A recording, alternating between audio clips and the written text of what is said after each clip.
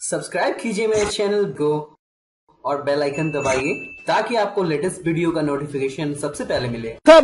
मीर साहब मादरत इंटरप्ट करूंगा। ये जो मिल के बैठने की बात एहसन इकबाल साहब भी कर रहे हैं और DGISPR वो भी कर रहे हैं, लेकिन नेशनल सिक्योरिटी कमेटी का भी हवाला दिया गया। लेकिन ये जो देखे ना, उधर एक बार मिल के बैठे थे 5 अक्टूबर को, यही नेशनल सिक्योरिटी कमेटी का इजलास था, लेकिन डॉन लीक्स तो उधर ही से निकले। क्या फिर ये हम आहंगी की जो बार बार बात करते हैं कि मिल के बैठेंगे, एक एडवर्स एग्जाम्पल हमारे सामने मौजूद है, इस पे क्या कहेंगे?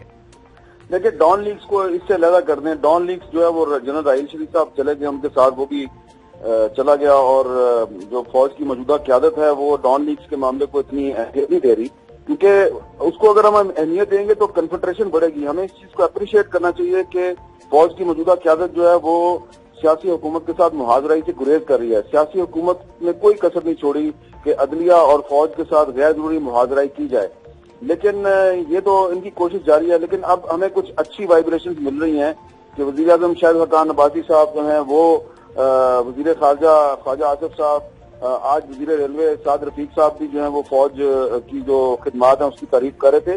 तो इस सूरत में लग ये रहा है कि आहिस्ता आहिस्ता जो हुकूमत है जिसकी क्या मुद्दत काफी कम रह गई है, इसमें ऐसे लोग जो हैं वो खुल के बात करना शुरू हो गए हैं जो कि नवाज शरीफ और मरियम नवाज शरीफ की पॉलिसी से इत्तेफाक नहीं करते। बहुत शुक्रिया हामिद मीर साहब, बहुत शुक्रिया, आपने वक्त दिया।